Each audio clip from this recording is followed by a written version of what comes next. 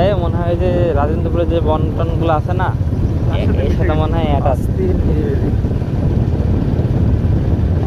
এটা আমাদের কমতি হচ্ছে এরকম একটা গাড়ির লাগবে লাগবে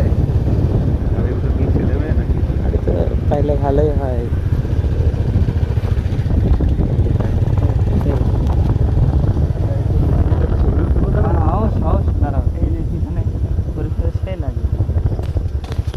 পাহাড় পাহাড় বাবা